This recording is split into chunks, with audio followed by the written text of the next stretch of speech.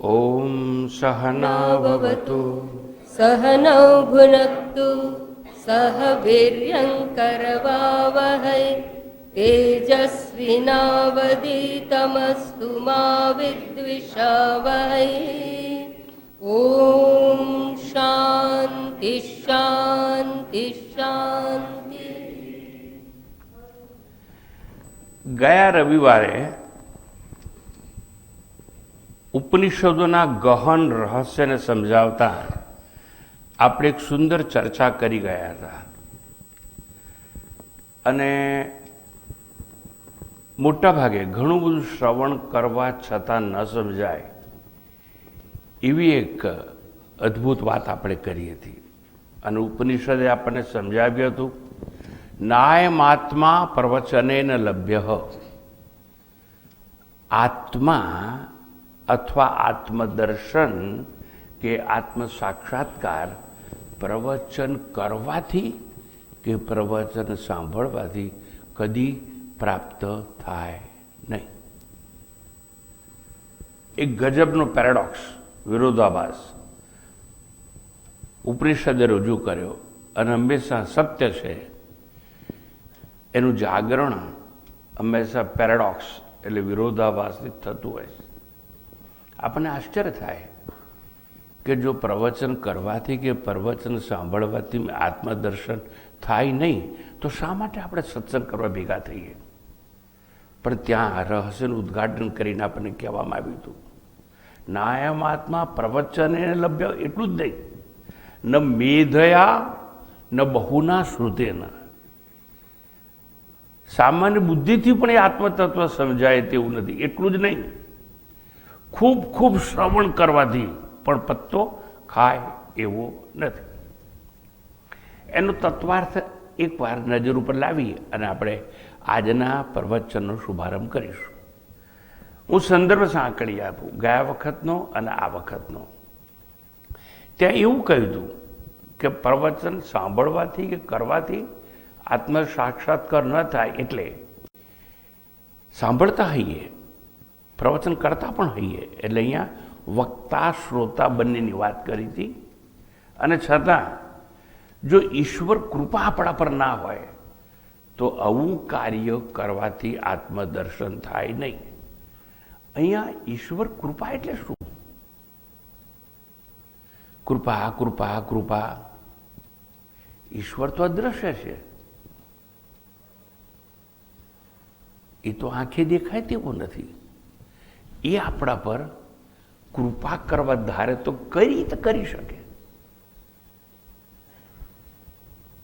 વીજળી તો અદ્રશ્ય છે. આ મારી પાસે એક વાયર છે, બધી પસાર થતી હશે એવું માની શકાય, પણ વીજળી આંખે દ્રશ્ય નથી. પણ હું જે અહીંથી દૂરથી બોલું છું એ અવાજ તમારા સુધી આવે એવું શક્ય કઈ રીતે થઈ શકે? તો વીજળીની કૃપા થાય તો. પણ એમ વીજળીની કૃપા ન થાય. અદ્રશ્ય હોય, અવ્યક્ત હોય, વાચાતીત હોય એની કૃપા. અત્યારે તમે મને જોઈ શકો છો કારણ કે પ્રકાશ છે. હું તમને જોઈ શકું છું કારણ કે લાઈટો છે. પણ લાઈટ છે ને, light is not electricity, it is effect of electricity. Light itself you can't see, but you can see electric train, you can see light, you can see cold ઠંડક રેફ્રિજરેટરમાં જે આવે તે, you can experience heat because of heater. પણ એનું જે કારણ છે વીજળી શક્તિ એ તો આંખે દ્રશ્ય નથી. પણ વીજળી શક્તિને જો કૃપા કરવી હોય તો ઇટ નીડ્સ એ મીડિયા, જેને માધ્યમ કહેવાય. એટલે એક બલ્બ હોય જેને આપણે કહીએ છીએ, એમાં ટંગસ્ટન વાયર હોય, એમાં વેક્યુમ હોય. બલ્બ વિના ઘરમાં જો આવા દોરડા લટકાવી દો તો અંધારું જ રહે. પણ એ અંધારાને દૂર કરવો પ્રકાશ જોઈતો હોય તો વીજળી શક્તિની કૃપા, એમ ઈશ્વરની કૃપા જોઈએ. તો વીજળીને અભિવ્યક્ત થવા માટે જેમ બલ્બ જોઈએ અને બલ્બ દ્વારા એ અભિવ્યક્ત થાય, પ્રકાશ આપે અને તમારું કલ્યાણ થાય. ઇન ધ સેમ વે ઈશ્વર તો અવ્યક્ત તત્વ છે ને, એને પણ કોઈ મીડિયા જોઈએ પોતાની અભિવ્યક્તિ માટે, ફોર મેનિફેસ્ટેશન. તો એ જેમ ઇલેક્ટ્રિકનું બલ્બ છે એમ ઈશ્વરને પોતાની અભિવ્યક્તિ માટે ગુરુ નામનું એક તત્વ જોઈએ, એના દ્વારા એ અભિવ્યક્ત થાય છે.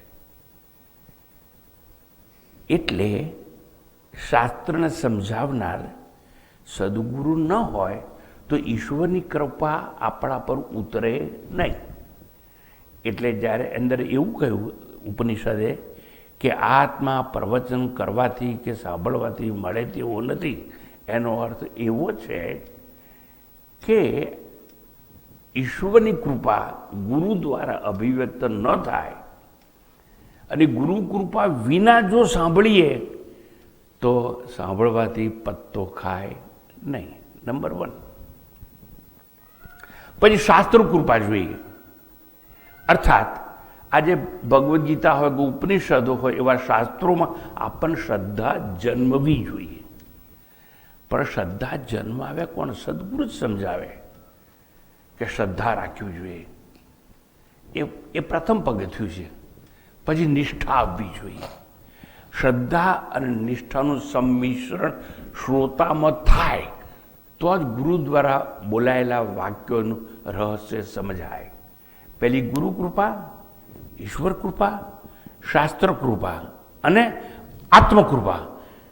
એટલે we must have self confidence કે આ જે હું સાંભળું છું મને સમજાશે, અને એને માટે શ્રદ્ધા પ્રજ્વલિત થયેલી હોવી જોઈએ. એ વિના સાંભળેલું નિરર્થક અને નકામું છે.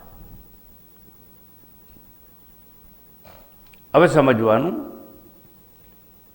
સાંભળી તો ખરા પણ સાંભળ્યા પછી એના પર આપણે ચિંતન કરતા નથી. આજે મેં જે કહ્યું છે ને એ સાંભળીને તમે ઘેર જશો, પછી 6 દિવસ બ્લેન્ક. અહીં જ્યારે ફરી આવવું હશે ને ત્યારે તમે આગળની વસ્તુ વાંચીને નહીં આવવાના, એના પર મનન કરીને નહીં આવવાના. એટલે નિધિધ્યાસનનો તો પ્રશ્ન જ નથી. એટલે જે શ્રવણ કર્યું હોય એના પર ચિંતન મનન કર્યા વગર જો જઈએ તો બીજી વાર નહીં 1000 વાર સાંભળીએ તો પણ પત્તો ખાય નહીં. શ્રવણ ફળદાયી નીવડે નહીં, શ્રવણનું ફળ મળે નહીં આપણને. એટલે એ શ્રવણ વાંઝુનું બની જાય, ફળ શ્રુતિ વગરનું થઈ જાય. એટલા માટે એવું કહેવામાં આવ્યું કે નાય મહાત્મા પ્રવચને ન લભ્ય. માત્ર પ્રવચન સાંભળવાથી આપણને કશો પત્તો ખાય નહીં. હવે જ્યારે એવું કહ્યું કે સાંભળવાથી, જોજો મેં ડિફરન્સ પહેલાં પણ કહ્યું હતો ને અત્યારે પણ કહ્યું, સાંભળવાથી પત્તો નહીં ખાય, શ્રવણ કરવાથી કદાચ પત્તો ખાઈ જાય. There is great difference between hearing and listening. To listen anything without reaction is nothing but contemplation. અર્થાત આપણે જે સાંભળીએ ને ભાઈ એ વખતે આપણું મન પ્રતિક્રિયા કરે. અરે આવા તો કેટલાય સાધુઓને સાંભળ્યા, આવા તો કેટલાય. હું તો છે ને 1 વર્ષથી સત્સંગમાં જઉં છું, અમારી ઘરની બાજુમાં જ મંદિર છે, પણ કંઈ સમજાતું જ નથી. અને આજે બોલે છે ને વક્તા, શું એને સાક્ષાત્કાર થયો હશે? અને આ ભગવદ્ ગીતા છે ને 1000 વર્ષ પહેલાં થઈ ગઈ. હવે 1000 વર્ષ પહેલાં જે જ્ઞાન હોય એ આજે આ સાયન્સના જમાનામાં હાઉ ઇટ ઇઝ એપ્લિકેબલ? આ મન શું કરે છે? પ્રતિક્રિયા. અને જ્યારે શ્રવણ કરતાં કરતાં મન પ્રતિક્રિયા કરે અને સાંભળીએ, એટલા માટે કહ્યું છે કે પ્રવચન સાંભળવાથી આત્મ સાક્ષાત્કાર થાય નહીં. પછી અશુદ્ધ હૃદયથી સાંભળો ને, જે ચિત્ત ચંચળ હોય, એટલે તમારા મનમાં એજિટેશન હોય. મને સાંભળતા સાંભળતા કાં તો વિન્ડોમાંથી વૃક્ષ જોતા, વૃક્ષ ઉપર એક ચકલી બેઠી હોય એને જોતા હોય, એનો અવાજ સાંભળતા હો, અથવા તમારું મન ચગડોળે ચડેલું હોય, મન ક્યાંય હોય, બેઠા ભલે તમે અહીં હો. અને જો મન રાગ દ્વેષ સભર હોય તેવા અશુદ્ધ મનથી સાંભળવાથી પણ આત્મા મળે નહીં. એટલે શુદ્ધ મનથી સાંભળવાનું. ઓહો, એટલે રાગ દ્વેષથી મુક્ત થયેલું મન હોવું જોઈએ, ચંચળતાથી મુક્ત થયેલું મન હોવું જોઈએ, વિષયોની આસક્તિથી મુક્ત મન જોઈએ, વાસનાથી મુક્ત મન જોઈએ. એવું મન લઈ, એટલે વૈરાગી મન લઈ અને જો સાંભળો, બેડો પાર થઈ જાય. એટલા માટે શ્રવણથી સાક્ષાત્કાર પણ શક્ય છે એવું ઉપનિષદોએ ગાયું છે. એટલું જ નહીં, શ્વેતકેતુ નામના વ્યક્તિને સાંભળવાથી સાક્ષાત્કાર થયો હતો. પણ એ શુદ્ધ મન જોઈએ એના માટે. આ શુદ્ધ હૃદય ઈશ્વર કૃપાથી થાય, અને એ ઈશ્વર કૃપાથી જો આપણું અંતઃકરણ શુદ્ધ થાય તો એને પ્રસાદ કહેવામાં આવે. આપણે જે બધું ખાવાનો લઈએ એ પ્રસાદ નથી. એટલે ગીતાએ એવું કહ્યું, પ્રસાદે સર્વ દુઃખાનામ હાનિ રસ્યોપજાયતે. આ પ્રસાદ લેવાનો, પણ આપણે ખાવાની વસ્તુનો પ્રસાદ સમજી બેઠા છે. અંતઃકરણ શુદ્ધિ એ ઈશ્વરનો પ્રસાદ કહેવાય. આપણું મન વાસના મુક્ત કરે એનું નામ પ્રસાદ કહેવાય. એટલે અહીંયા આપણને એવું કહ્યું કે બહુ સાંભળશો ને ન બહુના શ્રુતેન નાયમાત્મા પ્રવચનેન લભ્ય. તો આ ગયા વખતની વાત છે એનું પુનરાવર્તન કરીને પછી હું આગળ જાઉં. પછી અંતે ગયા વખતે મેં સોલ્યુશન આપ્યું હતું. યમ એશ વૃણતે, એટલે જે જીવનમાં નોટ લાસ્ટ પ્રાયોરિટી, આત્મ સાક્ષાત્કાર, પ્રભુના દર્શન એ ફર્સ્ટ પ્રાયોરિટી હોવી જોઈએ. નથી. પહેલાં અમારે કમાવું છે, ભોગ ભોગવવા છે, સંતાનો જોઈએ, ખ્યાતિ જોઈએ, પ્રતિષ્ઠા જોઈએ. આવું બધું અમને મળી જશે અને ગવર્મેન્ટ જ્યારે નક્કી કરશે કે you are useless for my government, retired. અને જ્યારે રિટાયર્ડ થઈશું અને છોકરાઓ પરણીને અમેરિકા જતા રહ્યા હશે, દેવું ચૂકવાઈ ગયું હશે, ભાડાનું ઘર છોડી અને પોતાનું ઘર થઈ ગયું હશે, અને એવા બીજા કેટલા ઘર બીજે રાખ્યા હશે, આવું બધું જ થઈ જાય, પછી એમ થાય હવે તો મૃત્યુ નજીક દેખાય છે, ચલો આશ્રમમાં સત્સંગ કરીએ. There is last priority. અને લાસ્ટ પ્રાયોરિટી જીવનમાં હશે ને તો પણ સાક્ષાત્કાર નહીં થાય. અને આપણે બધાએ એવું જ વિચાર્યું. એટલે શું હોવું જોઈએ?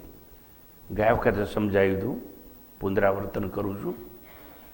યમ એશ વૃણતે, જેને આ આત્મા પસંદ કરે, આત્મા જેનું વરણ કરે, તેને એવ લભ્ય. એ આત્માની કૃપાથી જ આત્મા શું કરે છે? આત્મા વિવૃણતે તનુ સ્વામ. એવું મેં ગઈકાલે ગયા રવિવારે કહ્યું હતું. આત્મા પોતે જ પોતાને પ્રગટ કરશે. કોની સમક્ષ?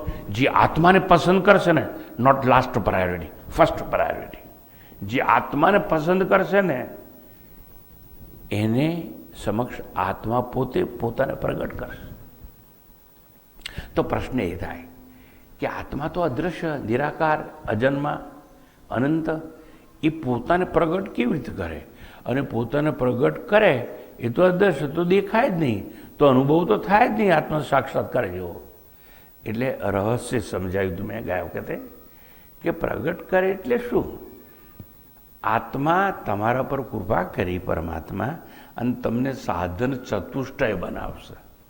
એટલે તમારામાં વિવેક, વૈરાગ્ય, ષડસંપત્તિ, મુમુક્ષુત્વમ. એટલે I want nothing but liberation, not less than liberation, nothing much more than liberation. મારે મુક્તિ, મોક્ષ, એના સિવાય કંઈ ખપે નહીં. આવું લક્ષ્ય જેનું હશે અને જે આત્માની પસંદગી કરશે ને એની સમક્ષ આત્મા પોતે પ્રગટ થશે. ઓહો, એટલે શું? આત્મા પ્રગટ થાય એટલે દેખાય એવું નહીં. આપણે ખોટો અર્થ સમજી બેઠા છીએ. દર્શન એટલે આંખે જોવું નહીં, દર્શન એટલે જાણવું. અને તમે બધા ભણેલા છો. દરેક યુનિવર્સિટીમાં કે કોલેજમાં જ્યાં ફિલોસોફી ભણાવતી હોય ત્યાં બોર્ડ હોય, ડિપાર્ટમેન્ટ ઓફ ફિલોસોફી અંગ્રેજીમાં લખ્યું હોય, અને ગુજરાતીમાં લખ્યું હોય કે દર્શન શાસ્ત્ર વિભાગ. આ દર્શન શું ત્યાં આઈના મૂક્યા હોય છે પ્રોફેસર અને છોકરાઓ પોતાનું મોઢું જુએ? દર્શન એટલે જાણવું. તો આ આત્મા જણાશે કેવી રીતે કે જે આપણાથી જુદો નથી, જે આપણાથી ભિન્ન નથી, એ આત્મા અને મારી વચ્ચે there is no physical distance in time in space. એટલે આત્મા છે ને એની મારી વચ્ચે કોઈ અંતર નથી, ભૌતિક અંતર, નોટ ફિઝિકલ ડિસ્ટન્સ.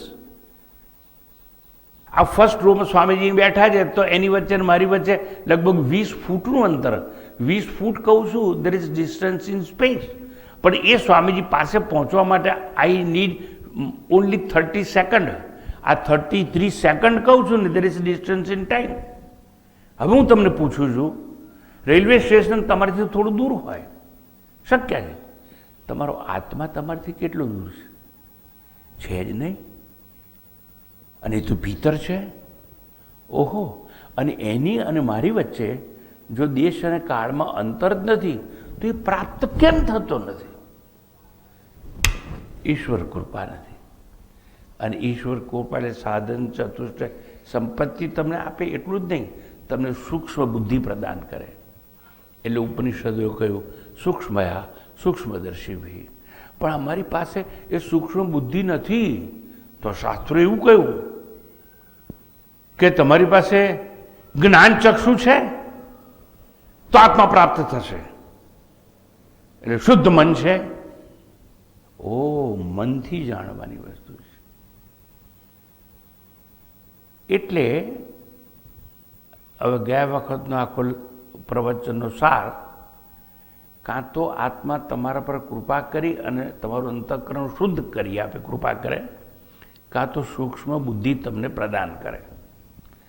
અને એ શુદ્ધ અંતઃકરણ હોય તો સમજાય, કાં તો સૂક્ષ્મ બુદ્ધિ હોય તો સમજાય. સૂક્ષ્મ બુદ્ધિ એટલે શું? આપણી પાસે સ્થૂળ બુદ્ધિ છે એટલે આપણે આંખથી દર્શન કરીએ છીએ, આંખથી નહીં દર્શન કરવાનું. એટલે ગીતાએ કહ્યું વિમૂઢા નાનું પશ્યંતી પશ્યંતી જ્ઞાન ચક્ષુષ. હે, એ જ્ઞાનની આંખ જુદી હોય અને એ આંખ ભગવાન આપણને આપે પરમાત્મા, તો આપણે પ્રવચન કરવાથી સાક્ષાત્કાર કરી શકીએ.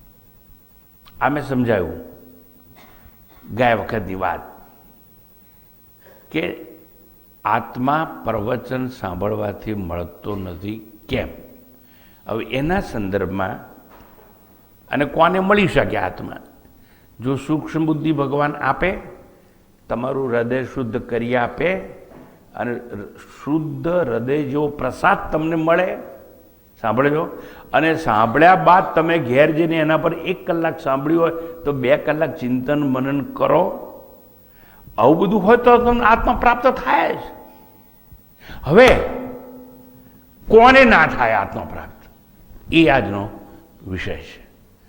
અને કેમ આત્મ સાક્ષાત્કાર કે આત્મ દર્શન આપણને થતું નથી, એ આજનો વિષય.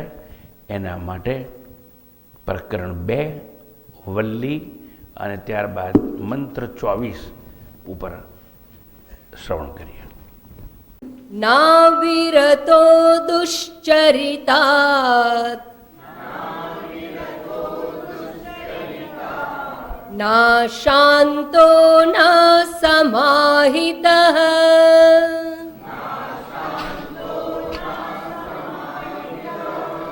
ના શાંતમાનસો વાપી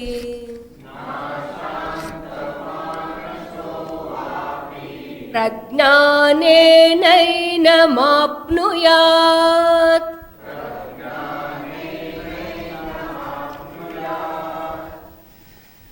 અહીંયા એવું કહ્યું, ન અવિરત દુશ્ચરિતાત ન અશાંત ન અસમાહિત ન અશાંત માનસ વા અપી જ્ઞાનેન એનમ આપનુયાદ.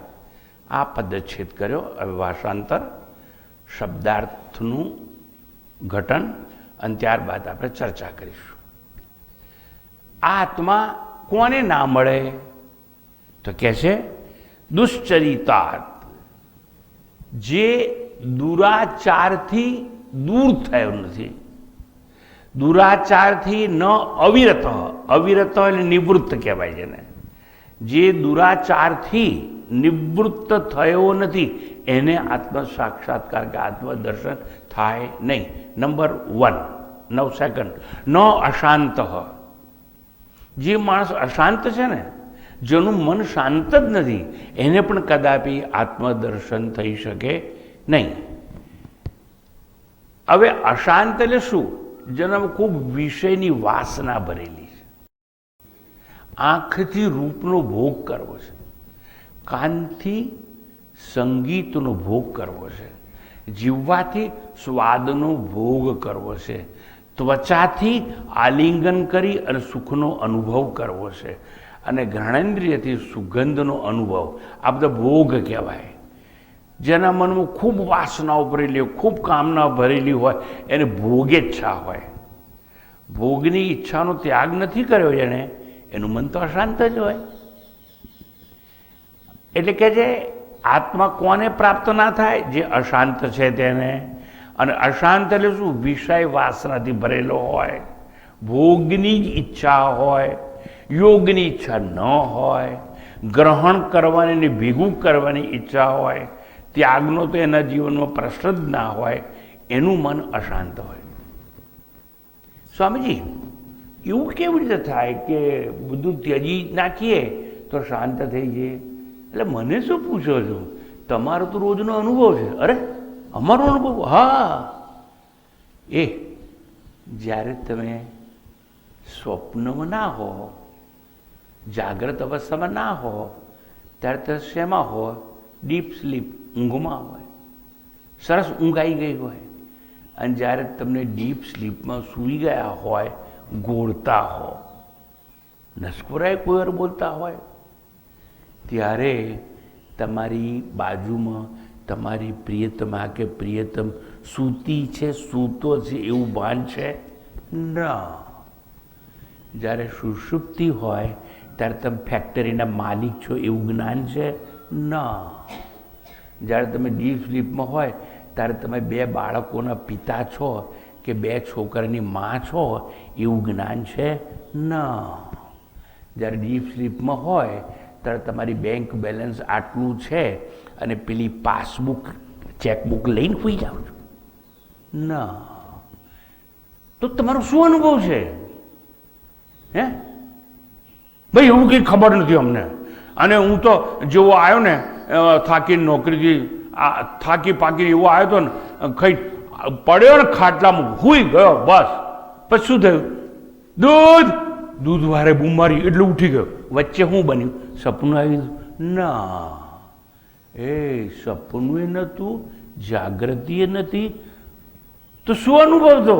મને કંઈ ખબર નથી.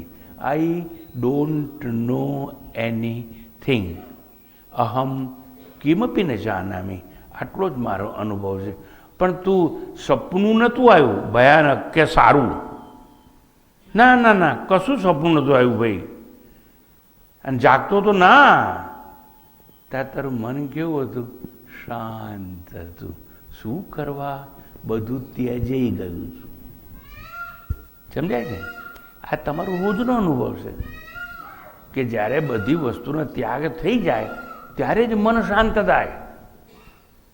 પણ ભોગની વાસના જાગતી હોય, ભેગું કરવાની વાસના જાગતી હોય, મને પ્રમોશન મળે એવી ઈચ્છા જાગતી હોય, ભાડાનું ઘર છોડીને ઘરનું ઘર કરવું એવી ઈચ્છા જાગતી હોય, તો મન ક્યાં શાંત રહેવાનું છે? હું શું સમજાવું છું? આત્મદર્શન કોને ના થાય? પહેલાં શું સમજાયું ગારે વારે કે આત્મદર્શન કોને થાય? તો કહે છે ન અશાંત. એટલે વિષય વાસનાથી જે અશાંત છે એને કદાપી આત્મજ્ઞાન કે આત્મદર્શન થાય નહીં. નંબર 2. નંબર 3, ન અસમાહિત. એલું જેનું મન વિક્ષેપ મુક્ત ના હોય, એટલે ચંચળતાથી મુક્ત ના થયું હોય, એટલે જેના મનમાંથી મેન્ટલ એજિટેશન સમાપ્ત ના થયું હોય, એને કદાપી આત્મ સાક્ષાત્કાર થઈ શકે નહીં. એટલે કયું? ન અસમાહિત. 3 નંબર. 4 નંબર, ન અશાંત માનસ. જેનું મન અશાંત હોય ને, શાંત હોય જ નહીં, એ પણ અમારું મન અશાંત કેમ છે?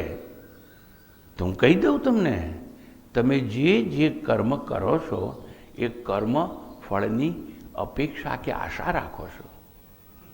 અને ભગવાનની ગીતામાં એવું કહ્યું કે કર્મ કરવામાં તું સ્વતંત્ર છે, પણ ફળ પ્રાપ્તિમાં તું પરતંત્ર છે. શું કહ્યું હતું ભગવાને? કર્મણી એવ અધિકાર, કર્મણ્યેવ અધિકારસ્તે મા ફલેષુ કદાચન. એવું ભગવાને કહ્યું. તું કર્મ કર, કર્મ કરવામાં સ્વતંત્ર છે, ફળની ઈચ્છા છોડી દે. કારણ ફળ આપનાર તો ઈશ્વર છે, અજારાથવાળો. ક્યારે ફળ આપવું, કેટલું આપવું, ક્યારે આપવું, એ બધું ઈશ્વરની ઈચ્છા પર આધાર છે. પણ તમે એવું માનો છો કે મેં જે કર્મ કર્યું એનું ફળ મને આજે જ મળવું જોઈએ, આજે જ મળવું જોઈએ, એનાથી સંતોષ નથી. આટલું મોટું મળવું જોઈએ, આટલું મોટું મળવું જોઈએ એવું નહીં, મને ગમે એવું ફળ મળવું જોઈએ. ફળ તો મળે જ છે આપણને, because each and every action is reaction. There cannot be any reaction without action. આ એક સિદ્ધાંત. આમ છતાં આપણે એવું માની બેઠા છીએ મને ગમે એવું ફળ મળવું છે. હું ત્યાં જાઉં છું ને એટલે મારો સત્કાર જ થવો જોઈએ, નોટ નેસેસરી. કોઈ તમને સ્વીકારો ઊભું ન હોય, પણ પેલો 1000 હાથવાળો જે ઊભો છે ને એ તમને દેખાતો નથી, એમાં વાંક કોનો? એટલે અહીંયા ન અશાંત માનસ એવું કહ્યું. એટલે કોઈ પણ કર્મ જ્યારે કરીએ ત્યારે કર્મ ફળની અપેક્ષા છોડી દેવાની. ફળ છોડાય નહીં, કારણ કે પરમાત્મા આપે છે. પરમાત્મા આપે એનો ઇનકાર થાય નહીં. ભગવંતે આવું કેમ કર્યું? કેમ બેન આવું બોલ બોલ કરે છે? આ તમારા ભાઈ છે ને એ કે મારી જોડે સારી રીતે વર્તતા નથી, મને આવો વર કેમ મળ્યો હશે? મને આવી પત્ની કેમ મળી હશે? આ છોકરાઓ મારું માનતા જ નથી, અમે ગમે કહીએ તો. મને આવા છોકરાઓ કેમ મળ્યા હશે? અને મારો બોસ મને ધમકાયા જ કરે છે, મારો બોસ મારાથી ખુશ જ નથી રહેતો, એવી જગ્યાએ મને નોકરી કેમ મળી હશે? આવું તો નહીં પૂછવાનું. તમને જે મળ્યું છે ને એ ઈશ્વરનો પ્રસાદ છે. અને ઈશ્વર જેવો ન્યાયાધીશ મોટો કોઈ નથી. જેવું જેવું જેટલું જેટલું જેમ જેમ કર્મ કર્યું છે એવું એવું જ તમને ફળ મળતું હોય છે. હું એક પર્વત સામે ઊભો રહું અને હું કહું, એ વાંદરા, તો પડઘામાં શું સંભળાય? એ ડાયો એવું સંભળાય? ના, એવું સંભળાય. ઓ ચારિત્રહીન, એટલે સામેથી પડઘો શું પડશે? એ ચારિત્રહીન એવો જ પડશે ને. તમે જેવું કર્મ કરશો એનું માપ ઈશ્વર પાસે, પરમાત્મા પાસે હોય, અને એ માપ પ્રમાણે એનું ફળ મળતું હોય છે. માટે ઈશ્વર જેવો ન્યાયાધીશ બીજો કોઈ નથી. એટલે તમને જે કંઈ મળ્યું હોય એને પરમાત્માનો પ્રસાદ માનીને જો જીવશો તો દુઃખનું નામો નિશાન જીવનમાંથી મટી જશે. પણ આપણે શું કરીએ છીએ?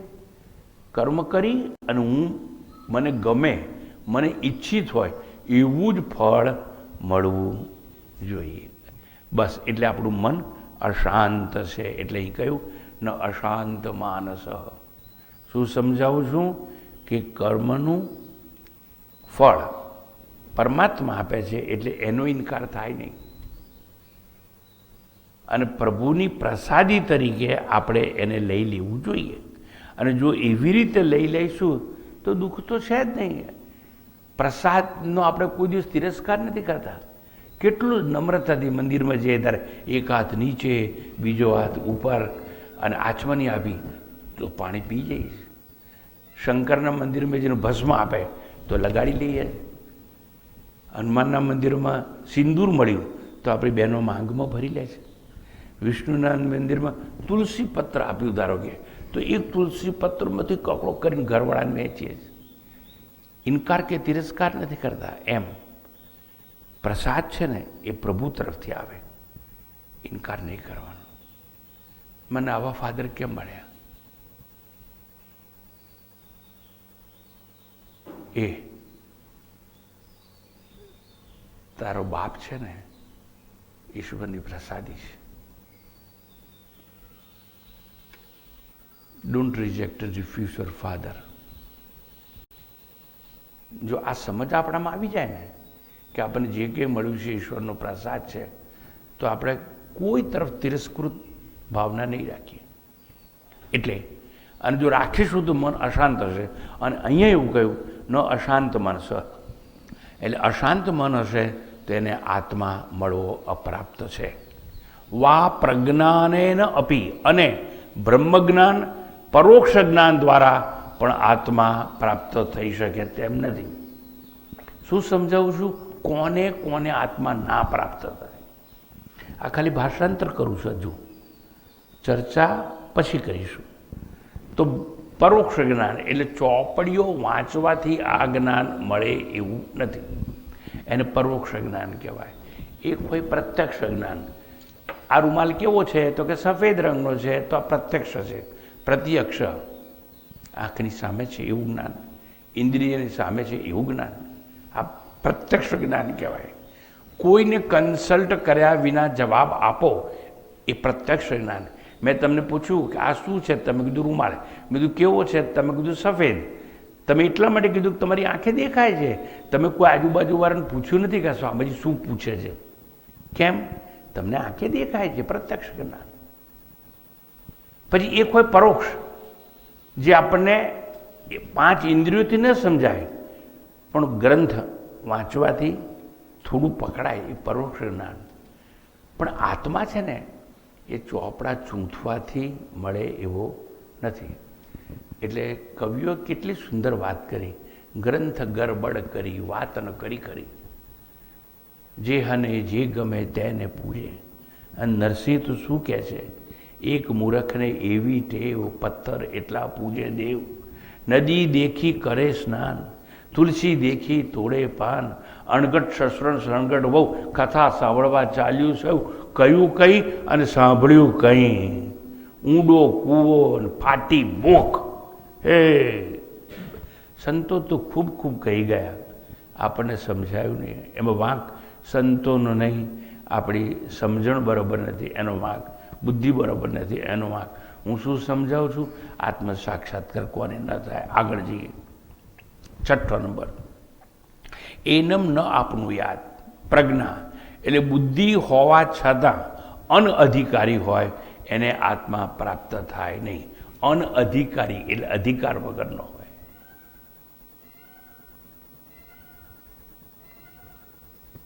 પાત્રતાની ખામી હોય.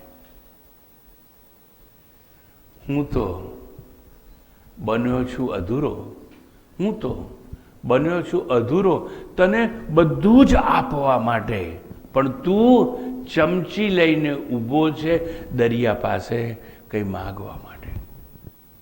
તમારું પાત્ર ચમચી જેવું હોય તો એટલું જ મળે ને. અને તમારું પાત્ર એટલું સીધું હોય કે એમાં કંઈ ગ્રહણ જ ન થતું હોય તોય પાત્રતાનો વાંક છે ને. એટલે જુઓ, આટલી સુંદર વાતો શાસ્ત્રોએ કરી કે કોને કોને આત્મજ્ઞાન ન થાય. આ ભાષાંતર.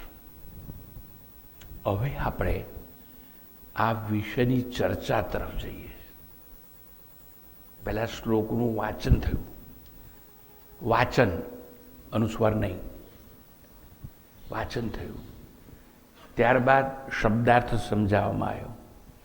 અને હવે શબ્દોમાંથી અક્ષર તત્વને શોધવાનો એક નમ્ર પ્રયાસ હું કરું છું. એમાં સૌ સાથ આપશો તો કદાચ સમજાશે. શાંત મનથી, પ્રતિક્રિયા વિનાના મનથી જો તમે સાંભળશો તો શ્રવણ બની જશે. અને શ્રવણથી સાક્ષાત્કાર થાય એવું મોટામાં મોટા ઋષિ યજ્ઞવાલ્કે એની 2 પત્ની હતી, એમાંથી એક પત્નીને સમજાવેલું. આત્મા વારે દ્રષ્ટવ્ય પછી કહ્યું શ્રોતવ્ય, એટલે શ્રવણ કરો. તો હવે હું તમને કહું છું, શ્રવણ કરો. આત્મા કોને પ્રાપ્ત ના થાય? જે દુરાચારથી નિવૃત્ત નથી, નંબર 1. નંબર 2, મન વિષય વાસનાથી મુક્ત નથી, એટલે અશાંત છે, એને પ્રાપ્ત ન થાય. મન વિક્ષેપોની સભર અને ચંચળ છે. કેટલાકનું મન છે ને શાંત થાય જ નહીં. એકલો હોય ને તો એ કંઈક બકબક કરતો જ હોય, જોરથી નહીં હો, કોઈને ના સંભળાય એમ મનમાં વિચાર ચડ્યો, ચગડોળે ચડ્યો હોય, એની ઊંઘ જ ના આવતી હોય. આવે જ નહીં. ઊંઘ આવ્યા માટે પણ મન શાંત થવું છે. આ શરીર છે ને એ આત્મ સાક્ષાત્કાર માટેનું પહેલું સાધન છે. શરીર જ બગાડી નાખ્યું ને તમે. ન ખાવાનું ખાતા હોય પચતું ના હોય. એટલે શરીર શુદ્ધિ પણ જોઈએ, મન શુદ્ધિ પણ જોઈએ. એવી રીતે કે છે મન કર્મફળની અપેક્ષાથી દૂર નથી. કર્મફળ છોડી દેવું જોઈએ અને ત્યાગ થવો જોઈએ, તો કદાચ આપણને આત્મ સાક્ષાત્કાર થઈ શકે. કર્મફળની ઈચ્છા રાખશો ને તો ઈચ્છિત ફળ મળશે તો સુખી થશો, અનિચ્છિત પ્રતિકૂળ ફળ મળશે દુઃખી થશો. એમ સુખી દુઃખી દુઃખી સુખી સુખી એટલે પણ શું થાય છે એમાં? સુખી દુઃખીમાં ખબર છે? દુઃખી દુઃખી દુઃખી દુઃખી દુઃખી સુખી સુખી દુઃખી દુઃખી દુઃખી દુઃખી એટલે દુઃખ વધારે અને સુખ ઓછું છે. અને સુખ ઓછું હોય ને એટલે આપણે સુખ છે એવું માનતા જ નથી, દુઃખમાં જીવન પસાર કરીએ છીએ. ટૂંકમાં જે વ્યક્તિ નિષિદ્ધ કર્મોનો ત્યાગ નહીં કરે એટલે પાપાચરણથી છૂટશે નહીં. જ્ઞાનના વિઘ્નો કે અંતઃકરણના દોષો જે છે એનાથી એ મુક્ત નહીં થાય. ત્યાં સુધી ગમે એટલું શ્રવણ કરે, વર્ષો સુધી મંદિરોમાં કે સત્સંગોમાં કે આશ્રમમાં જાય, પણ એને સાક્ષાત્કાર થાય નહીં. શું કહ્યું? નિષિદ્ધ કર્મોનો ત્યાગ કરવો જોઈએ, પાપાચરણથી છૂટવું જોઈએ. નિષિદ્ધ કર્મ અર્થાત શાસ્ત્રોએ જે કર્મ કરવાની ના પાડી છે ને એ નહીં કરવાનું. અને વિહિત કર્મ એટલે જેવું કહ્યું છે એવું કરવાનું. આપણને એવું કહ્યું સુરામ ન પીબે તો પીવાના. પછી આપણને એવું કહ્યું હોય હિંસામ ન કુર્યાત તો ઘરમાં તો ના બને, બધા ટીકા કરે એટલે હોટલોમાં જઈ અને આપણે નોનવેજ ખાવાના. પછી આપણને કહું ચોરી નહીં કરવાની તો એ સેલ ટેક્સ ચોરી કરવાના, ઇન્કમ ટેક્સ ચોરી કરવાના. સ્વામીજી તમે તો બાવા છો, અમે તો વેપારી છીએ, અમારો વેપાર કરવો તો આવું કરવું જ પડે, નહીંતર મારો બૈરા છોકરા સુખી કેમ રહે, એટલે અમે ચોરીથી છૂટીશું નહીં. સરસ, તમે છો ને તમારું જીવન, એમાં મારે શું લાગે વર્ગે? પણ શાસ્ત્રોથી એવું કહ્યું અસત્ય બોલવું નહીં, પણ અમે તો બોલીશું જ. સ્વામી અમે વેપારી છીએ એટલે અમારે છે ને 2 ચોપડા રાખવા પડે. પેલો ગ્રાહક આવે એટલે એક ચોપડો ખોટો ખોટો હોય એ પેલા ગુમાસ્તાને કહે લાય આપણો ચોપડો લાવીને લે, આ સાહેબને બતાય આપણને આ ભાવે પડે છે તો હવે અમે તમે નથી સતું અમે તમને કેવી રીતે આપીએ, અને શું અમે એક પૈ બી નફો ના લઈએ? એ ચોપડો જ ખોટો હોય અને એ તો અમે કરવાના. એટલે જો આવું બધું તમે કરશો ને પાપાચરણ, તો આત્મ સાક્ષાત્કારનો પ્રશ્ન પેદા થતો નથી. અંતઃકરણના દોષો રાગ, દ્વેષ, વિક્ષેપ અને એક કહેવાય છે આવરણ, એમાંથી આપણે મુક્ત થવું જોઈએ, પણ એ આપણે થઈ શક્યા નથી. રમેશભાઈ ક્યાં બેઠા? હાથ ઊંચો કરો. રમેશભાઈ સાચું કહેજો, તમારે કેટલા બાળકો છે? છોકરી ખરી કે? તમે બે બાળકો છે ને? હવે જો આનું નામ આવરણ કહેવાય. એ કહે છે મારે 2 બાળક છે, એટલે એને કહેવું એમ છે આઈ એમ ફાધર ઓફ સમબડી. આને આવરણ કહેવાય. હું કોઈનો બાપ નથી. પેલી બેન કહે છે 2 છોકરીને 1 છોકરો, હું માં છું. એ તું માય નથી, તું બાપે નથી, પણ આપણે એવું માની લીધું, આઈ એમ ક્લાસ 1 ગેઝેટેડ ઓફિસર, તો બીજો કહે છે હું ડૉક્ટર, એક કહે છે હું વકીલ, એક કહે છે હું પ્રોફેસર, એક કહે છે હું નેતા, બીજો કહે છે હું અભિનેતા. અને શાસ્ત્રો એવું નથી કહેતા. શાસ્ત્રો તો એવું કહે છે, ન મે મૃત્યુ શંકા ન મે જાતિ ભેદ, પિતા નૈવ મે નૈવ માતા ન જન્મ, ન બંધુર ન મિત્રમ ગુરુર્નૈવ શિષ્ય, ચિદાનંદ રૂપ શિવોહમ શિવોહમ. હવે હું જે છું ને એનું તો મને જ્ઞાન છે જ નહીં. આપણે માની બેઠા કે હું બાપ છું, હું માં છું. હવે તમે માની બેઠા છો, એ તમારી માન્યતા છે, એ ભ્રમણા કહેવાય. એમાંથી તમને દૂર કરે કોણ? તમારા સિવાય કોઈ નહીં. ના પેલા ગુરુજી ભાઈ અમે જઈએ છીએ ને એ ભ્રાંતિ ના દૂર કરી શકે તારી.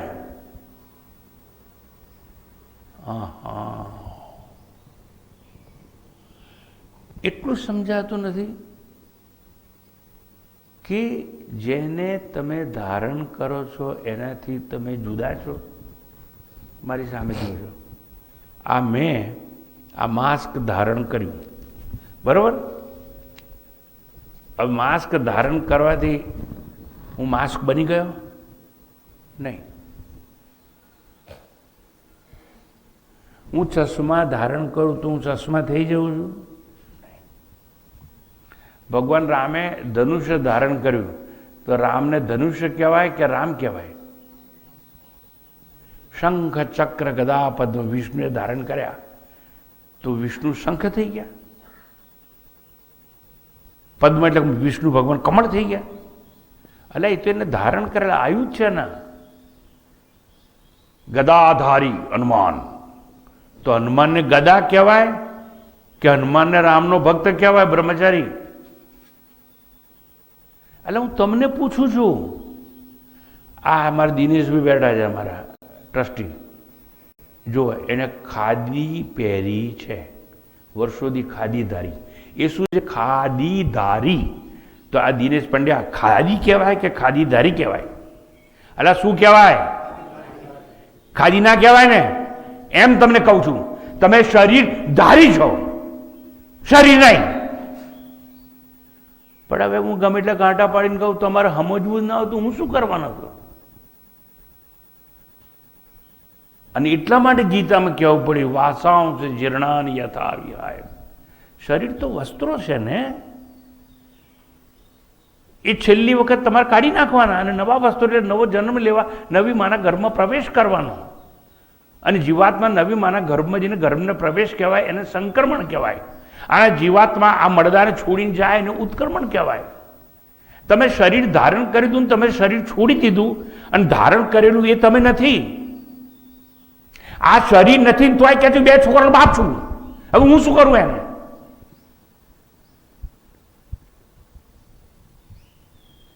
તું શરીર હોય તો તું બાપ ખરો, શરીર હોય તો તું એન્જિનિયર ખરો. સિદ્ધાંતો કોઈ સમજાતા નથી. આટલું શાસ્ત્રોએ કહ્યું કે શરીર તો આપણને આંખે દેખાય છે, એ દ્રશ્ય કહેવાય, તું દ્રષ્ટા કહેવાય. દ્રષ્ટા હોય એ કદાપી દ્રશ્ય બની શકે નહીં. Seer can not become scene.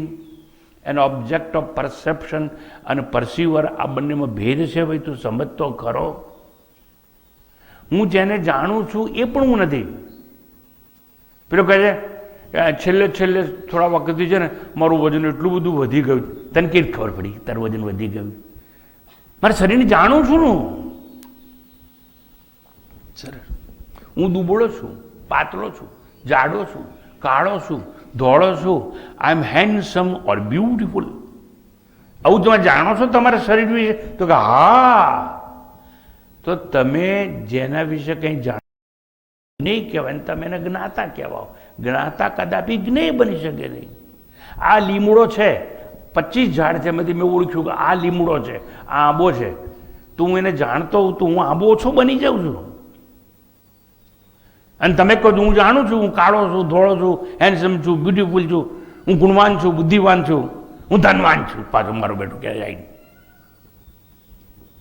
અલા તું જો જાણતો હોય કે તું ધનવાન છે તો ધનવાન એ જ્ઞેય કહેવાય, તું જ્ઞાતા કહેવાય. તું ધનવાન છું જ નહીં, એ બધું જાણવું છે. પણ હું સચ્ચિદાનંદ સ્વરૂપ આત્મા છું એ જાણવું નથી. એટલે અહીંયા એવું કહેવાયું કે આવરણ દૂર કરી શકવાનું સામર્થ્ય જેનામાં ન હોય એને પણ આત્મજ્ઞાન થાય નહીં. ન અવિરત દુશ્ચરિતાત, જે દુરાચારથી મુક્ત નથી એને પણ ના થાય આત્મદર્શન. અધાર્મિક કે અવૈદિક જીવન જીવનારો હોય એને પણ કદાપી જ્ઞાન થાય નહીં. મોટાભાગે લોકો એવું માનતા હોય છે જેવા જેવા કર્મ કરીશું ને એવા એવા ફળ આપણને મળશે મળશે મળશે. તને કોણે કહ્યું? આ બધું વાંચું છું હું. એટલે એ પોતાની જીવાત્મા માને છે, એને પણ આત્મજ્ઞાન નહીં થાય. જ્યારે કોઈ માણસ એમ કે હું કર્મનું કરતા છું, એ જીવાત્મા છે. આ શરીર છે ને એનો માલિક છે, એને કહેવાય જીવાત્મા. આત્માનમ રથિનમ વિદ્ધિ, શરીરમ રથમે બધું એક રથ છે. અને રથ છે એનો જે માલિક છે ને, આ શરીર રથ છે એનો માલિક છે ને જીવાત્મા કહેવાય. જીવાત્મા છે એવું માનશો તો ગભરાશો નહીં, કારણ કે તમે મરવાના નથી. કારણ જીવાત્મા તો બીજો જન્મ લેવા માટે આગળ જાય છે. તમે હું આત્મા છું, સચ્ચિદાનંદ છું એવું ના સમજો તો મને કંઈ વાંધો નહીં. તમે જીવ છો એવું સમજો તોય તમે અમર છો. પણ જે પોતાને જીવ માનશે ને એ અવૈદિક જ્ઞાનવાળો કહેવાય. એટલે એને પણ આત્મજ્ઞાન થાય નહીં. દુરાચારથી મુક્તિ નથી આપણી, અને એવી મુક્તિ માટે આપણે શ્રમ અને દમ યુક્ત થવું છે. શ્રમ એટલે મન ઉપર કાબુ અને દમ એટલે ઇન્દ્રિયો ઉપર કાબુ. પણ આપણે કંઈ બીજું સમજી બેઠા, દમ મારો દમ. અલા એ દમની વાત નથી. ઇન્દ્રિયો ઉપર કાબુ કરીએ એનું નામ દમ કહેવાય. મન ઉપર નિયંત્રણ હોય એટલે જીતેન્દ્રિય જેમ થવાય એમ મનો ઉપર મનોવિજયી કહેવાય આપણે, મનોજયી. એટલે આવી વસ્તુ જો આપણામાં આવે તો આપણે સંયમી અને આપણું મન શાંત થાય. અને મન શાંત થાય તો એકાગ્ર થાય, અને મન એકાગ્ર થાય તો એકાગ્ર થયેલું મન ધ્યાનમાં મગ્ન થઈ શકે અને એવાને સાક્ષાત્કાર થઈ શકે. ટૂંકમાં અસમાહિત, જેનું મન વિષય વાસનામાં લાગેલું છે, જે ભોગી છે. અને ભોગી માણસ હોય ને એ બહિર્મુખી હોય, એક્સ્ટ્રોવર્ટ. એને પહેલાં પેલું મનને ઇન્ટ્રોવર્ટ એટલે અંતર્મુખી કરવું પડે. અને જ્યાં સુધી એવું નહીં થાય ત્યાં સુધી જ્ઞાન થઈ શકે નહીં. મન ચંચળ હોય, બહિર્મુખી એટલે બહાર ભટકનારું હોય, એટલે વિક્ષિપ્ત હોય. વધુ વિક્ષેપ, સાંભળજો બરોબર, વધુ વિક્ષેપ બરોબર ચંચળતા, મેન્ટલ એજિટેશન. અને મેન્ટલ એજિટેશન, ચંચળતા જેટલી વધારે એટલી શાંતિ ઓછી. અને ચંચળતા એટલે મેન્ટલ એજિટેશન જેટલું ઓછું એટલી શાંતિ વધારે. More the agitation less the peace, less the agitation more the peace. આવો એક સિદ્ધાંત છે. પણ એવું ન સમજાય તો મન અશાંત રહેવાનું. અને શાસ્ત્રોએ કહ્યું અશાંતસ્ય કુત સુખમ. જેટલી શાંતિ વધારે હશે ને એટલું સુખ ઓછું થઈ જશે. પણ સમજે એનો ઉપાય શું? અમારું મન કેમ ચંચળ છે? ઉપાય છે. ભગવાન કૃષ્ણે કહ્યું, અર્જુને આવો જ પ્રશ્ન પૂછેલો કે મારું મન તો એટલું બધું ચંચળ થયા, આંખો બંધ કરીને ભગવાનની રૂમમાં પ્રાર્થના કરવા બેસું અને મન બહાર, શરીર અંદર, અને ભટક્યા કરે. તો ઈલાજ શું? આ મનને રોકી શકાય તેમ નથી. કેટલું અઘરું છે? તો અર્જુન કહે છે વાયુને હાથમાં, વાયુ રીવ સુદુષ્કર્મ. વાયુને હાથમાં જેટલું દબાવ એટલે વાયુ બહાર. વાયુ પકડાય નહીં. એમ મન પકડાય તેવું નથી, શાંત થાય એવું નથી. તો કે એવું નામ વિચારીશ. No doubt it is difficult but not impossible. મુશ્કેલ તો છે, હોય. અને સહેલું કામ તો બધાએ કરે છે, અઘરું કામ કરે એ માણસ કહેવાય. એટલે ટૂંકમાં ભગવાને જવાબ આપ્યો અર્જુનને, અભ્યાસેન તું કૌંતેય વૈરાગ્યેણ ચ ગુહ્યતે. અભ્યાસ કર, સતત પ્રેક્ટિસ કર. વારંવાર એકની વસ્તુ. અને એટલા માટે આપણે જુઓ, બાળપણથી શીખવાડવામાં આવેલું અભ્યાસ, કને કાંઈ નહીં ક કલમનો કને કાંઈ નહીં ક કલમનો ખ ખડિયાનો ક, A for apple, A for apple, B for bat, C for, આવું કેમ ભૂખાઈ મરાવવામાં આવ્યું?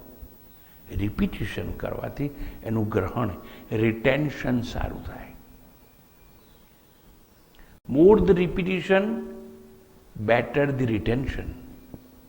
Better the retention, you can recall it within no time. આવું સાંભળો છે ને જે હું કહું છું બધું, એવું મનમાં રાખવું જોઈએ. તો પ્રતિકૂળ સંજોગો જીવનમાં આવશે ને તો સહન કરવાની તાકાત આવશે. સહનમ સર્વ દુઃખાનામ અપ્રતિકારપૂર્વકમ ચિંતા વિલાપ રહિતમ સા તિતિક્ષા નિગદ્યતે.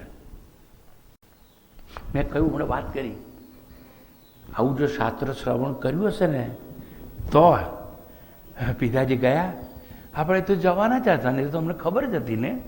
અને ઉંમર થાય એટલે માણસે આ છોડવું જ પડશે. અને એને શું છોડ્યું? કંઈ છોડ્યું નથી. એ તો એવા પુણ્યશાળી હતા ને, સત્કર્મો કરીને ગયા છે. અને જેની મેં વાત કરીને, રાજકોટની અંદર હેમુ ગઢવી હોલમાં એણે મારા ગીતા પ્રવચનો ગોઠવ્યા હતા, હજારોની ભીડ થતી હતી. એવું પુણ્યકર્મ કરીને ગયા છે મારા બાપ. અને જો મારા બાપે પુણ્યકર્મ કરીને ગયા તેને સદગતિ જ થવાની, એમાં શોક ક્યાં? પણ આપણે મૂર્ખ થઈશું તો દુઃખ અભિવ્યક્ત કરીશું.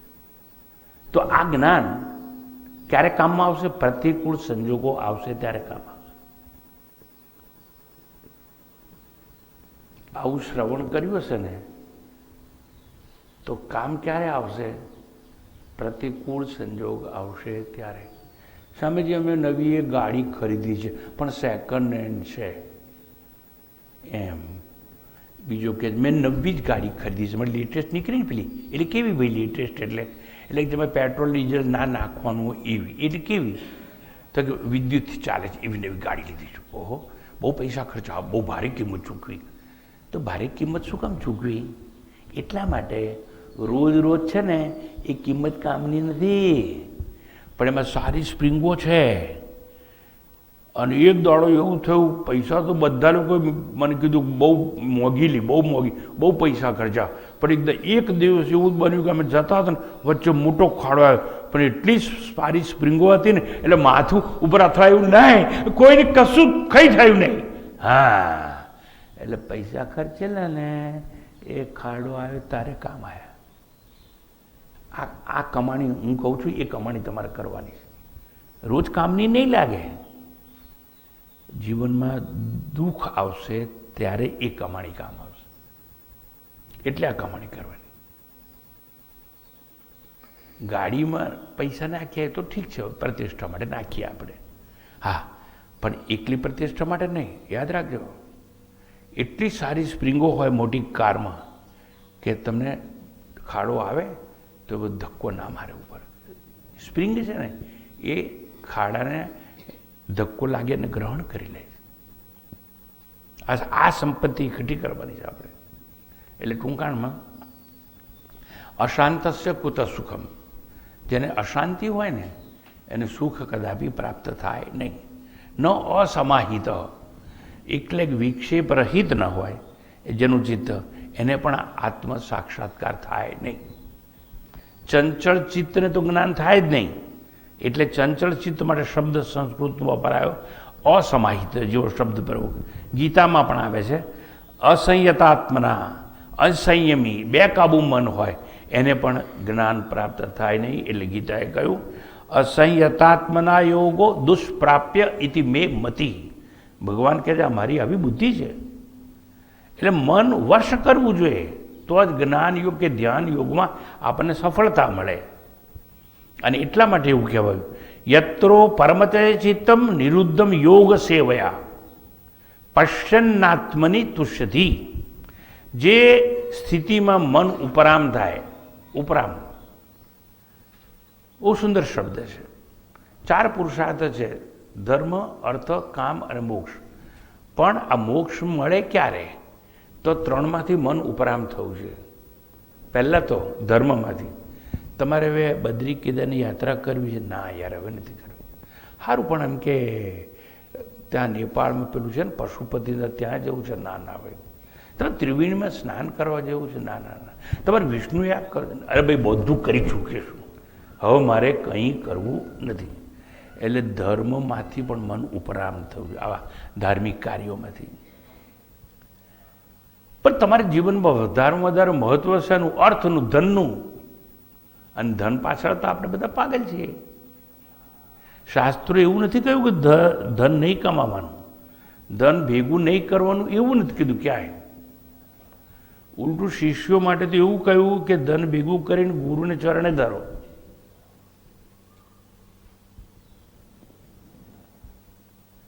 ધન નહીં કમાવાનું કહ્યું નથી, પણ એવું કહ્યું છે કે ધર્મ દ્વારા ધન કમાવો. ધર્મને ધંધો નહીં બનાવવાનો, પણ ધંધો ધર્મથી કરવાનો. અને એટલા માટે ક્રમ એવો છે કે ધર્મ, અર્થ, નહીતર અર્થ મહત્વનું હોત ને તો અર્થને પહેલા મૂક્યો હોત, પણ ધર્મ, અર્થ, કામ અને મોક્ષ એવો ક્રમ આપવામાં આવે. એટલે હું સમજાવું છું, સમજવા પ્રયાસ કરજો. આપણું મન છે ને શાંત થવું જોઈએ. ધન સદમાર્ગે વપરાશે તો પુણ્ય મળશે, મળશે ને મળશે. મેં મારો પરસેવો પાડી અને જે ભેગું કર્યું છે એનો સદુપયોગ મને આવડ્યો છે. ભેગું કરતા તો બધાને આવડે છે. હું ગઈકાલે જ એક જણ જોડે વાત કરતો હતો કે તમને બધાને છે ને કમાતા આવડે છે, વાપરવું કેવી રીતે ને એ મારી પાસે આવજો, હું શીખવાડીશ. કારણ કે મને કમાતા નથી આવડતું, પણ વાપરવું કેવી રીતે તમારું હોય તો બતાવીશ કે વાપરવું કેવી રીતે. એટલે કમાવામાં બહાદુરી નથી, વાપરવામાં છે. એટલે ઉપનિષદોએ કહ્યું ન કર્મણા ન પ્રજયા ન ધનેન, ધનથી આત્મ સાક્ષાત્કાર નહીં થાય, પણ ત્યાગે ને એકે ને અમૃતત્વ માનશું. ત્યાગથી થશે જે થશે, અને એ ત્યાગ આપણે શીખ્યા નથી. અને એવા લોકોને આત્મ સાક્ષાત્કાર ન થાય એવું આ મંત્ર આપણને સમજાવે છે, કારણ કે એનું મન અશાંત છે. અયુક્તને એટલે ચંચળ ચિત્તને બ્રહ્મ ભાવના ના થઈ શકે.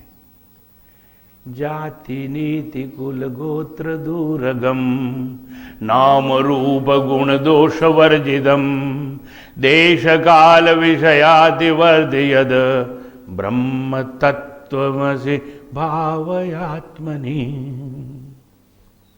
હું બ્રહ્મ છું એવી ભાવના થવી જોઈએ, જે આપણને થતી નથી. કારણ કે મન ચંચળ છે, માટે એના માટે બધાનો ત્યાગ કરવાનો. કોનો? જાતિ નીતિ કુળ ગોત્ર આમાંનું હું કંઈ નથી. નામ રૂપ ગુણ દોષ એ પણ હું નથી. હું તો એ પરમ તત્વ છું એવી ભાવના થવી જોઈએ કે બ્રહ્મ તત્વમસી ભાવયાત્મની. આ બ્રહ્મ ભાવના આંખો બંધ કરીને કરતા આવડે તો આત્મ સાક્ષાત્કાર થાય, થાય અને થાય. એવું વિવેક ચૂડામણીમાં શંકરાચાર્યજી અનેક વાર કહ્યું, પણ જે આપણને સમજાયું નહીં. ટૂંકમાં એક વસ્તુ સમજવાની, અશાંતસ્ય કુત સુખમ, આ કૃષ્ણ પરમાત્માનો મંત્ર છે. મન અશાંત હશે તો પણ તમને સાક્ષાત્કાર થશે નહીં. ન પ્રજ્ઞાને ન એનમ આપનું યાદ, પરોક્ષ જ્ઞાનથી પણ નહીં થાય. એટલે ચોપડાના જ્ઞાનથી.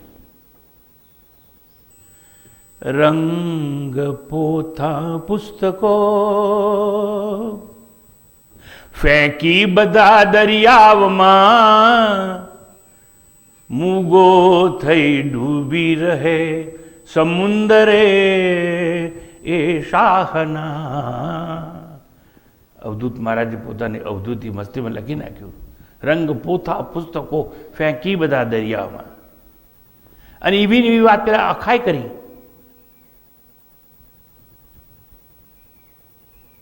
પણ પકડાઈ નહીં ને વાતો કોઈની. એટલે અહીં ઉપનિષદ કહે છે ન પ્રજ્ઞાને ન આપનું યાદ, પરોક્ષ જ્ઞાનથી પણ આત્મ સાક્ષાત્કાર નહીં થાય, ચોપડાના જ્ઞાનથી. માત્ર બ્રહ્મ જ્ઞાન વડે જ આપણને આત્મ સાક્ષાત્કાર થઈ શકે છે. અને એટલા માટે કહેવાયું છે કે જ્ઞાન વિના મુક્તિ નથી, રીતે જ્ઞાને ન મુક્તિ.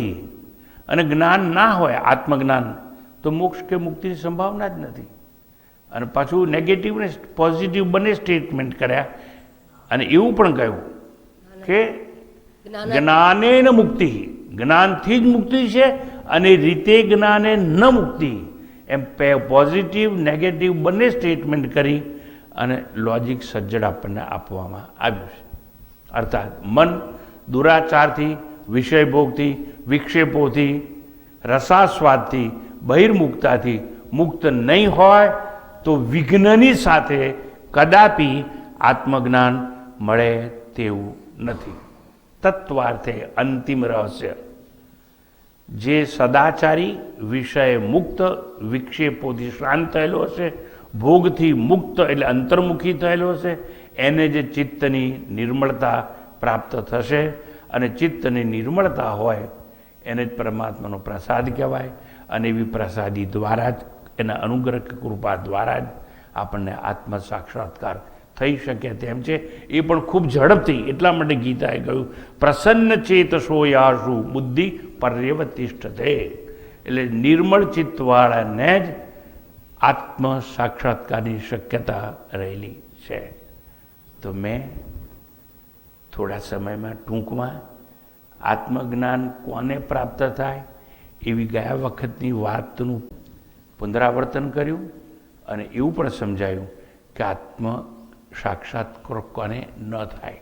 હવે બંને વસ્તુ સમજ્યા બાદ શું કરવું એ તમારો નિર્ણય છે. પણ એટલું યાદ રાખજો, ભગવાનના 1000 હાથ હશે ને તો એક હાથથી તમને પકડીને બીજાથી આત્માને પકડીને તમને ભેટો નહીં કરાવે, પણ તમને એવી શક્તિ આપશે, એવું સામર્થ્ય આપશે. કાં તો સાધન ચતુષ્ટ સંપન્ન બનાવશે, કાં તો તમને સૂક્ષ્મ બુદ્ધિ પ્રદાન કરશે, કાં તો શુદ્ધ અંતઃકરણ ભગવાન આપશે. એટલે તમારે જ તમારો ઉદ્ધાર કરવાનો છે. ઉદ્ધરે દાત્મનાત્માનમ નાત્માનમ અવસાદયે. Lift yourself by yourself. તું તારો ગુરુ થા. અંતિમ સૂત્ર આજે આપી દઉં છું. તારું અશુદ્ધ ચિત્ત છે એ તારો શિષ્ય છે, ચેલો છે. અને તારા અશુદ્ધ ચિત્તને તારા શુદ્ધ મનથી સમજાવ કે તારે શું કરવું અને તારે શું ન કરવું. એટલે ગુરુ પણ તારી અંદર છે અને શિષ્ય પણ તારી અંદર છે. તારી જાડી બુદ્ધિ છે એ શિષ્ય છે અને સૂક્ષ્મ બુદ્ધિ છે એ તારો ગુરુ છે. સૂક્ષ્મ બુદ્ધિ દ્વારા સ્થૂળ બુદ્ધિને દૂર કર, સ્થૂળ બુદ્ધિને નામ અને આકારને બાદ કર, તો તને સમજાશે. હાથી નામ ગયું, કૂતરો નામ ગયું, બ્રાહ્મણ નામ ગયું, આ બધા નામ ગયા. અને નામ ગયા છતાં આકાર રહ્યા. પણ તું સમજ કે આકાર તો શરીરના હોય અને જે આકાર છે નાશવાન હોય. જે જન્મે છે એને આકાર છે અને આકારો નાશવાન છે. તું નિરાકાર છે એ સત્ય છે. આવું તું સમજાવ તારી સૂક્ષ્મ બુદ્ધિથી, તારી જાડી બુદ્ધિને, અને તો તને સાક્ષાત્કાર શક્ય મળશે. એટલે મેં કહ્યું નામ અને આકાર બાદ કરો. શુનિ ચૈવ સ્વપાકે ચ પંડિતા સમદર્શિન. એટલે કૂતરામાં, બ્રાહ્મણમાં, ગાયમાં, હાથીમાં આ બધા નામ અને આકાર બાદ કરી અને જોઈશ તો અંદર આત્મા છે ને એ તો એકનો એક છે એવું સમજાશે.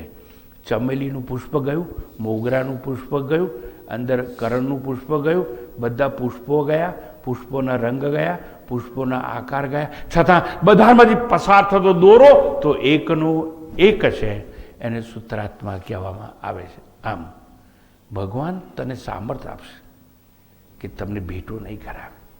એટલે તમારે તમારી જાતે, હું રસ્તો બતાવનાર માણસ છું, ચાલવાનું તમારે છે. અને ચાલ તમને ખબર પડવી જોઈએ.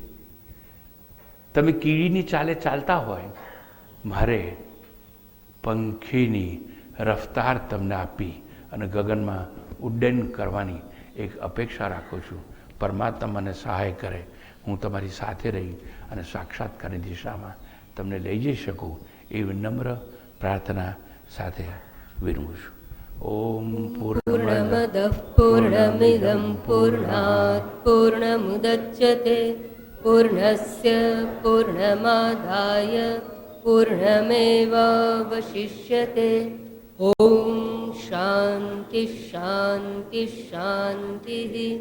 હરિ ઓમ. શ્રી ગુરુભ્યો નમઃ. હરિ ઓમ.